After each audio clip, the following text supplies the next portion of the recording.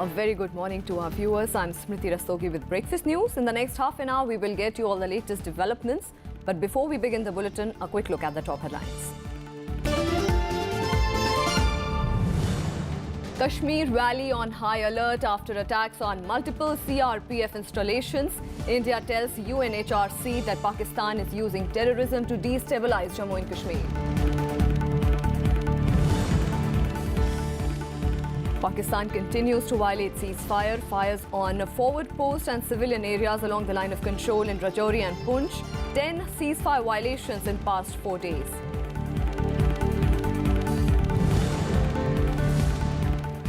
BJP reaches out to opposition over next president. BJP committee to meet Sonia Gandhi, Sitaram Yechuri today.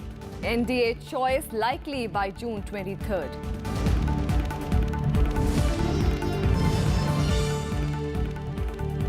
Indian origin, Leo Varadkar elected as Ireland's new Prime Minister. Varadkar is country's youngest and its first gay Prime Minister.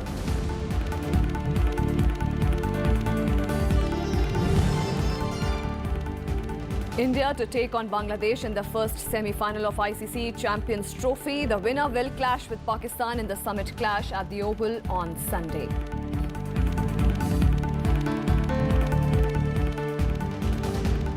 A high alert has been issued in Kashmir Valley a day after militants attacked multiple CRPF installations in South Kashmir. Police say the attack has been carried out by Jaish-e-Mohammed militants. 10 CRPF personnel and 2 policemen were injured in the attacks on Tuesday, and militants also decamped with 4 rifles from the guards who were deployed at the house of a retired justice in Anantnag town.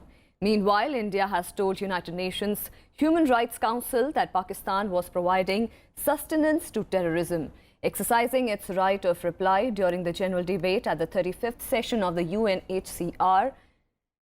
India accused Pakistan of misusing the UN platform to pursue its political objectives. Responding to the Pakistan statement in which it described the situation in Kashmir as India's national shame, India retorted,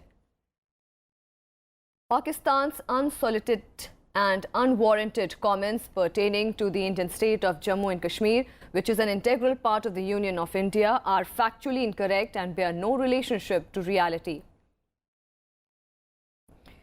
Asserting that Pakistan is using terror to destabilize Kashmir, India said, the foremost challenge to stability in Kashmir is the scourge of terrorism, which receives sustenance from Pakistan and the territories under Pakistan's control. India further said that instead of working with a sense of purpose to address the issue of terrorism, Pakistan resorts to short-sighted tactics to divert attention. India also informed the United Nations body that it has handed over concrete evidence to Pakistan about cross-border encouragement and support of protest in Kashmir. The Pakistani army on Wednesday violated the ceasefire thrice along the line of control in Rajouri and Poonch districts of Jammu and Kashmir.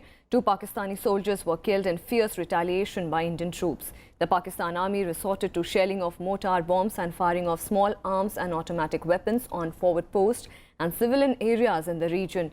There have been 10 ceasefire violations in the past 4 days and total 14 ceasefire violations along the line of control and international border in Jammu region since January 1st, in which 1 civilian died and 7 others were injured. In escalated terror violence in Kashmir, militants engineered 7 grenade attacks and firing incidents in the valley on Tuesday, in which 14 policemen were injured and 4 rifles snatched by the militants. वो भारत में खासकर जम्मू कश्मीर में हमारे disturbance create करना चाहता है और ख़ासकर ऐसे मौक़ों में जैसे रमज़ान का पवित्र महीना चल रहा है और आने वाले दिनों में यात्राएं भी आने वाली हैं और उनका एक तरीक़ेकार रहता है, हमें उनका अज़ाइम्स का पता है और हम उसको डील करने के लिए पूरी तरह से तैयार हैं. Meanwhile, days after the BJP formed a 3-member committee to build consensus on presidential polls, opposition party leaders met on Wednesday to discuss their strategy for the polls.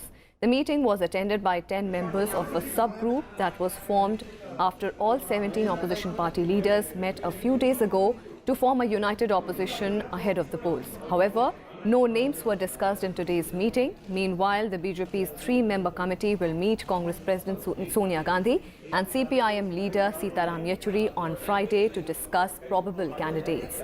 The filing of nominations for July 17th elections to the top constitutional post began on Wednesday. 6 persons filed papers on the first day. ये हम आपस में बात कर रहे थे कि बीच में एक डेवलपमेंट हुई। रूलिंग पार्टी ने 3 आदमियों का ग्रुप बनाया, तो ये प्रक्रिया भी उनकी तरफ से शुरू हुई है। उन्होंने रूलिंग पार्टी ने अपोजिशन के नेताओं को कांटेक्ट शुरू कर दिया है। अगले कुछ दिनों में इस सब कमेटी की दोबारा मीटिंग होगी, तो शायद उसमें हम विस्तार से चर्चा कर पाएंगे। The Union Cabinet on Wednesday cleared the interest subvention schemes for farmers. With this decision, the farmers will continue to get short-term loans of up to 3 lakh rupees at a subsidized interest rate of 7%, and prompt repairs will get it at 4% as the government extended the subsidy to banks for 2017 and 18. The Cabinet has approved the total expenditure of 20,339 crore rupees in the current financial year. This decision by the Union Cabinet comes at a time when farmers across the country are protesting to get their farm loans waived. Farmers from Maharashtra and Madhya Pradesh are among the worst hit. Earlier, as an interim measure, the Reserve Bank of India had asked the banks to continue giving the discount on interest on short-term crop loans during the current fiscal. In the latest developments from Darjeeling, the political crisis there took a new turn on Wednesday, with the Gorkha National Liberation Front breaking its alliance with the ruling dispensation TMC. The GNLF joined hands with Gorkha Janmukti Morcha, saying the party has been fighting for Gorkha land since its inception. The GJM chief Bimal Gurung has threatened to intensify the movement for a separate Gorkha land, even as the indefinite shutdown in the government and the Gorkha Land Territorial Administration offices entered its 3rd day. Banks and most ATMs were closed, but shops and markets were open. Though no violence was reported, most of the tourists have left the hills. Chief Minister Mamata Banerjee met Governor K.N. Tripathi in Kolkata and briefed him about the situation in the hills. The centre is also monitoring the situation in Darjeeling and has sought a report from the state government. कल गोरखालैंड हो जाएगा, उस समय भी मिल जाएगा, लेकिन जाति पहले होना चाहिए, हम लोग चाहता हूँ। और 2-4 जगह में ऐसा हो रहा है जहाँ पर पूरा तानाशाही का वो रणनीति लेकर काम कर रहा है और उसमें थोड़ा विवाद हो रहा है और सभी जगह अभी बंद है, ऑफिस वगैरह वगैरह बैंक सब बंद है और हम लोग नॉन कोऑपरेशन मूवमेंट हम लोग कर रहा हूँ। ऑल पार्टी मीटिंग होना चाहिए और साथ साथ ट्राइपार्टाइट बैठक करके केंद्र सरकार राज्य सरकार दोनों की जिम्मेदारी है। सीमावर्ती इलाका है और सिर्फ पुलिस से, सिर्फ लाठीचार्ज से, सिर्फ जोर जुलूम से ये मामला हल होने वाला नहीं है। Heinous measures in order to humiliate the Gorkha Janmukti Morcha. On to some more news. Madhya Pradesh Chief Minister Shivraj Singh Chauhan on Wednesday visited Mandsaur and met the families of 5 farmers killed last week during the farmers' stir. The Chief Minister gave the families compensation of 1 crore rupees each and assured of all assistance. Congress leader Jyotiraditya Scindia also began a 72-hour protest in Bhopal demanding loan waiver. The All India Kisan Sabha also met the bereaved families of the farmers and blamed the Madhya Pradesh government for Mandsaur violence. Meanwhile, the farmer situation in the state remains grim, with 2 more suicide cases in Balaghat and Barwani districts. This takes the total number of farmer suicide reported in the state since June 8th to 7. Madhya Pradesh Chief Minister Shivraj Singh Chauhan on Wednesday met families of the farmers killed in the police firing last week. Giving them a compensation of 1 crore each, he assured them that their loans will be waived off. संवेदना प्रकट करने मैं आया था, उनसे चर्चा हुई। किसानों की तकलीफें भी सुन रहा हूं, चर्चा भी कर रहा हूं, बातचीत भी कर रहा हूं। कई उपाय प्रदेश सरकार ने किए हैं, वो भी सबकी जानकारी में आ रहे हैं। शांति सद्भाव रहे और किसान आगे बढ़े उसके लिए हर संभव प्रयास किए जाएंगे। Ahead of the Chief Minister's visit to Badwan village in Mandsaur district, families of the deceased farmers demanded strict action against the people responsible for their killings. सख्त सख्त कार्रवाई की जाए साहब। उन्होंने बताया कि हमारे बच्चे को किसान संघ रैली चल रही थी, निकल रही थी, उसमें बताया उनको पुलिस वालों ने ले जाके थाने में ले जाके उनको इतना पीटा साहब, उनको दोनों हाथ पैर तोड़ दिए, उनके कुत्ते की तरह मारा, उनको न तो पानी पिलाया, पानी के लिए उनकी जान निकल गई साहब। उन्होंने पुलिस वालों ने जान ले ली उनकी साहब। बाकी सभी किसानों की जो भी मरे उन सबका यही कहना है कि मतलब उनको कार्रवाई की जाए, पैसे से सबसे पहले उसको निकाले, क्योंकि इतनी अथॉरिटी सीएम ने दे नहीं रखी कि आप गोलियां चलाओ, ये करो। 1 करोड़ रुपए की राशि तारे बैंक में जमा कर आएगा। अच्छा हाँ, और बैंक माफ कर दूंगा। Meanwhile, Congress party leader Jyotiraditya Scindia, who was prevented from visiting Mandsaur, started a 72-hour satyagraha in Bhopal. He demanded a loan waiver for the state farmers who are holding protests since June 1st, demanding better prices for their produce. Mandsaur emerged as the epicenter of the farmers' agitation last week after 5 farmers were killed in the agitation that turned violent. While the district has remained calm since then, 3 farmers have reportedly committed suicide in the state in the last 24 hours, taking the number of farmer deaths in the last 2 weeks to 9. The Minister is meeting with the families of the farmers who were killed in the firing. And the Congress party is doing a satyagrah for the welfare of the rest of the farmers. Hopefully, in the times to come, no farmers will be killed by the police and nobody will kill himself. In Mandsaur, with cameraman Sanjay Kumar, Ravindra Singh Shoran for Rajya Sabha TV. At least 20 people died. Torrential monsoon showers hit northeastern states since Tuesday. 12 people died in Guwahati alone, with several people are missing. 8 persons were killed in Mizoram. The heavy showers are due to the formation of a low-pressure area in the region. It was due to this weather system that the Brahmaputra and tributary rivers swelled, causing flooding. This low-pressure area is expected to continue, bringing heavy spells of rains over Assam and Mizoram for the next 24 hours. National Highway 54, which links Mizoram and Assam, has been cut off at several places due to landslides. Mizoram Chief Minister on Wednesday set up a high-level committee chaired by the State Home Minister to assess the flood situation. Disaster Management and Rehabilitation Department officials estimated that over 2,000 families were affected by the floods. In Guwahati, the district administration has declared a compensation of 4 lakh rupees each to the families of the deceased. Flooding has also been reported in southern Hyderabad. Waterlogging was reported from a lot of places in the city. Residents were forced to wade through waist-high waters to travel small distances. Meanwhile, the Met Department says that the country is likely to receive higher monsoon rainfall than previously forecast. At present, the weather conditions that have prevailed have shown that the southwest monsoon has touched the Rayalaseema on 7th June, and the onset of the monsoon over Rayalaseema and some parts of south coastal AP had occurred on 7th June, and it slightly advanced into some parts of Rayalaseema by 11th June, and some parts of coastal AP have been covered by 11th June in parts of Nellore and in Ongole districts. Petroleum Dealers Association on Wednesday called off proposed strike against daily revision of the petrol and diesel prices after meeting with Petroleum Minister Dharmendra Pradhan in Delhi on Wednesday. During the meeting, Pradhan agreed on a demand of petroleum dealers to make price revisions every morning at 6 a.m. rather than midnight as decided by the oil marketing companies. The Petroleum Minister said that the daily price revision will be implemented from 16th of June as decided, and asked the oil companies to automate all their petrol pumps on a war footing and as fast as possible. Private pump owners had threatened to go on a strike over the concerns of inadequate infrastructure to revise prices every midnight.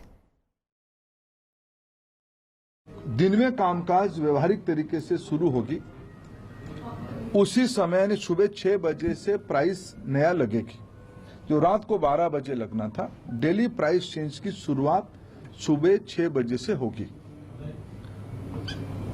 और कुछ छोटे मोटे चिंता थी retail outlets association की, उसको भी हमने संज्ञान में लिया है। उसको एक अच्छे संपर्क में दोनों कंपनी और रिटेल आउटलेट दोनों मिलके कंज्यूमर के लिए, ग्राहकों के हित में काम करे, ये हम लोगों ने फैसला किया है। Rail operations on Dhanbad-Chandrapura section will stop from today due to the long-running underground fire in Jharia coal belt. The closure of the section in Jharkhand will affect the daily movement of about 37 passenger and freight trains, resulting in a loss of about 1,250 crore rupees a year. As per a coal ministry advisory, Jharia coal belt produces the finest coal in the country. However, the land around the section in Jharia coal fields has started caving in due to an underground fire which has been burning for over 100 years, posing a great risk to the train operations. And let's take a look at the other national developments and nationwide. Enforcement Directorate filed its first charge sheet in a 900 crore rupees money laundering case involving liquor baron Vijay Mallya. The cases were filed against Mallya, 2 Kingfisher Airlines executives and 5 IDBI bank officials. The next hearing in the case is on 6th of July. Delhi High Court dismissed the bail plea of alleged middleman Sukesh Chandrasekhar in the Election Commission bribery case involving AIADMK leader TTV Dinakaran. The Delhi police claimed that Sukesh had many cases pending against him. More arrests are likely to take place in the case. At least 8 people, including a woman, were killed and 30 injured when a Uttar Pradesh Roadways bus fell on the bank of Sai River from a bridge. The incident took place at Bargudar Pul area at around 1:30 p.m. on Wednesday.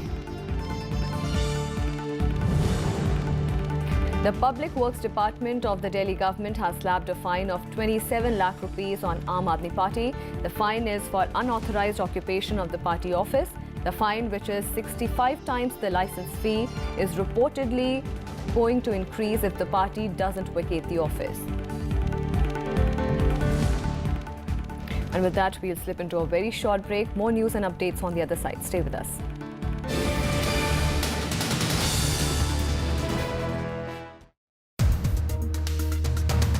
What we are witnessing in Darjeeling, is it a political battle of supremacy? This is not about any ego. This is about bringing peace and development. Why is there a general perception which has been built on Mamata Banerjee government that she tries to appease the minority? She tries to appease the people of Bengal. If anyone has a problem with that, then they can take a walk. A strange kind of a consolidation, a Hindu consolidation versus the minority consolidation. Does that worry TMC? Mamata De's face, what you see is what you get. I'm afraid the BJP, they are double-faced. Watch to the point with Parliamentary Party leader of Trinamool Congress, Derek O'Brien, only on Rajya Sabha television.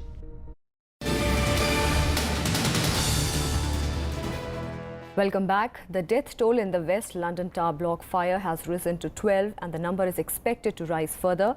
Flames continue to flicker in the windows of Grenfell Tower in North Kensington after a fire engulfed the building in the early hours of the morning yesterday.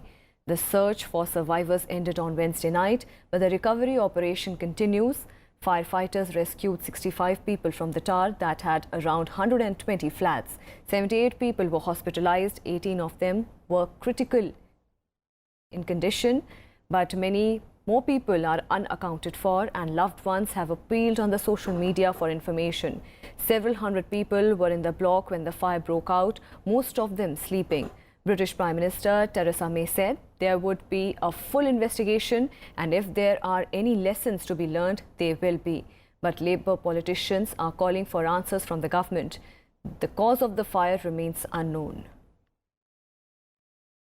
Of course, as I say, in due course, when the scene is secure, when it's possible to identify the cause of this fire, then of course there will be proper investigation and if lessons to be learned, they will be and action will be taken. News from the US, where a gunman on Wednesday killed 3 people at a UPS facility in San Francisco before killing himself.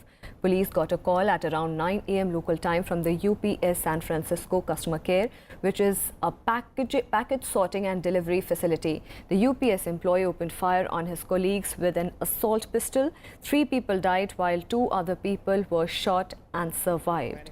The suspect shot himself when confronted by police and later died in the hospital. One contact team located the suspect, who was still armed with an assault pistol. The suspect put the gun to his head and discharged the weapon. The officer secured the weapon and immediately administered aid to the suspect. The building has been secured at this point. We believe the incident involves only one suspect. At this point, we do not believe this incident is related to terrorism. In another shooting in the US, House of Representatives Majority Whip Steve Scalise was one among the 5 people who were injured in the shooting incident near Washington. The gunman opened fire on Republican members of Congress during a baseball practice.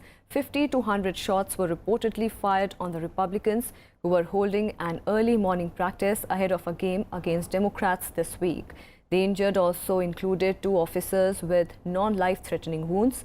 The attacker, identified as Illinois native James T. Hodgkinson, was killed after the firefight with police. President Trump described the attack as a very, very brutal assault.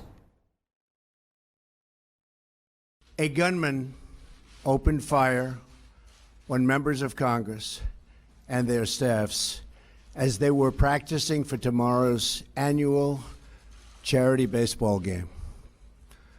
Authorities are continuing to investigate the crime, and the assailant has now died from his injuries. Leo Varadkar, an Indian origin doctor, has become Ireland's new Prime Minister. The 38-year-old scripted history by becoming Ireland's youngest and first openly gay Prime Minister in the Catholic majority country. Varadkar officially took over after parliamentary vote confirmed him as the leader by 57 votes to 50 with 47 abstentions.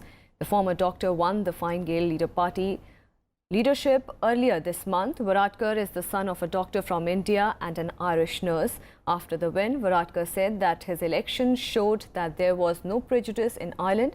Varadkar's elevation marks another chapter in the social change that has swept Ireland, that only decriminalized homosexuality in 1993. हमारे पूरे परिवार को बहुत खुशी है कि हमारे परिवार का ये एक सदस्य है और वो एक इतिहास रचने जा रहा है कि वो दुनिया का सबसे यंग प्राइम मिनिस्टर बन सकता है और उसके लिए हम सब हमारी शुभकामनाएं उसके साथ है। 1998 में हम जब आयरलैंड गए थे तब लियो शायद 17-18 वर्ष का था और तभी मुझे लगा था ये लियो कोई बड़ा आदमी बन जाएगा क्योंकि वो मेरे साथ पॉलिटिक्स के लिए चर्चा करता था। And let's take a look at all the other international developments in World Wrap. The death toll in the Bangladesh landslide rose to 152, while Rangamati Hill district was the worst affected with 105. Banbardhan and Chittagong reported the rest of the casualties. Many of the victims reportedly belong to the tribal groups who live in the makeshift structures along the hills. Many people are still reported missing.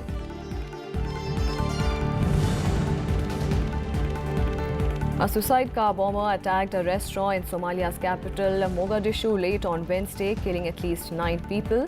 Gunfire was heard as security forces and police responded to the attack on the Pizza House restaurant.